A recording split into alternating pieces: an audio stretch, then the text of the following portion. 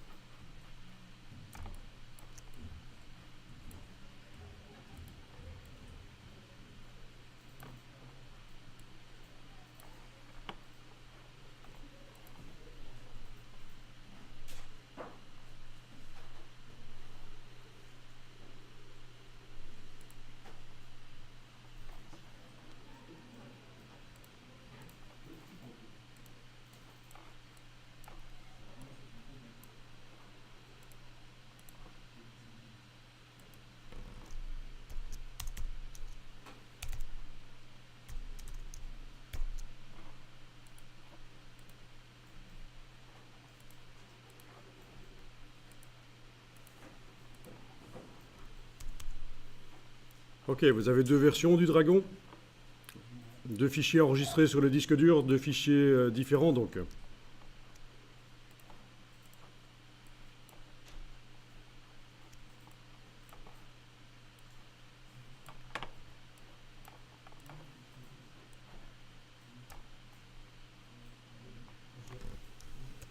Bien, vous avez deux versions ouvertes.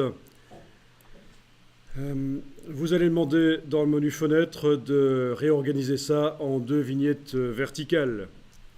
Menu fenêtre, réorganiser, deux vignettes verticales. Comme ça, vous avez les deux fenêtres qui se mettent côte à côte. Vous avez ça, ça marche chez vous? Bon, il est possible que vous ayez des zooms différents sur les deux images, vous. Ben, on va régler les zooms pour qu'ils soient identiques sur les deux images.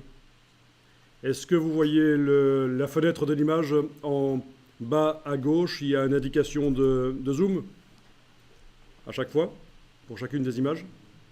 Vous la voyez? Bon, sinon on peut faire autrement. On peut aussi le faire par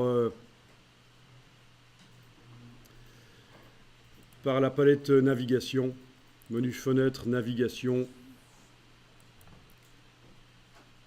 Vous allez pouvoir indiquer ici que vous voulez 100%. Tapez 100, touche tabulation.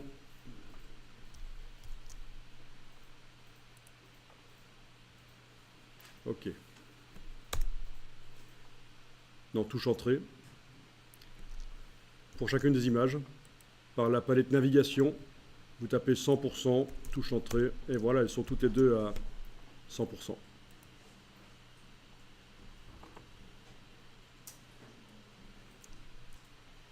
Ce que je vais vous montrer ici, c'est comment comparer deux versions d'une image. Et ça peut servir dans plein de cas différents. Quand vous avez fait des retouches sur des photos, des retouches différentes, vous voulez voir quelle est la meilleure. Vous voulez comparer. Ça va, vous avez les deux images à 100%? Ok, avec la main, vous allez positionner pour voir à peu près la même chose dans les deux images. D'accord? Donc avec la main, vous bougez l'image pour voir à peu près la même chose. La même partie d'image. Soit le personnage ici, soit la tête du dragon comme ça. En tout cas, voilà, dans les deux images, on voit la même chose.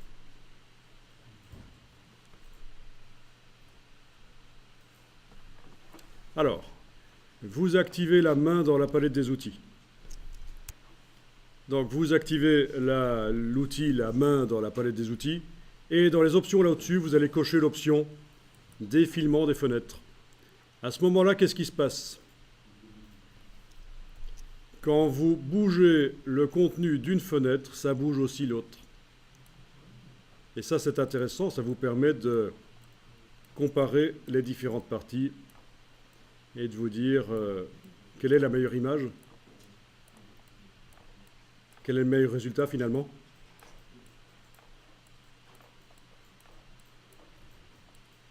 Vous voyez que ça fonctionne? Bon, autre chose. Vous allez activer la loupe en cliquant juste une fois sur elle dans la palette des outils. Pas sur la touche L, vous cliquez sur elle, la loupe.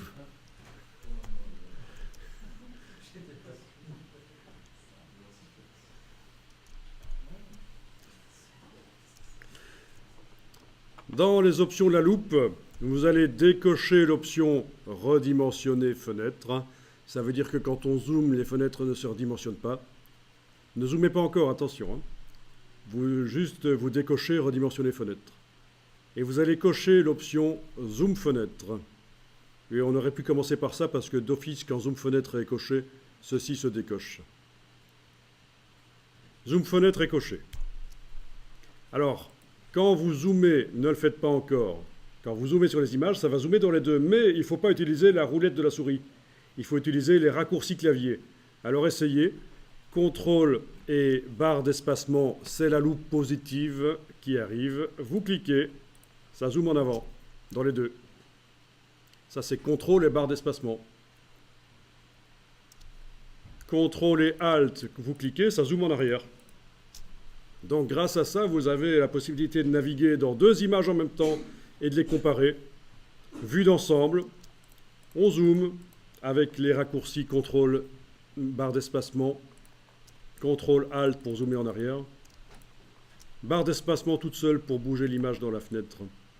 Et voilà, ça c'est assez génial pour comparer deux images.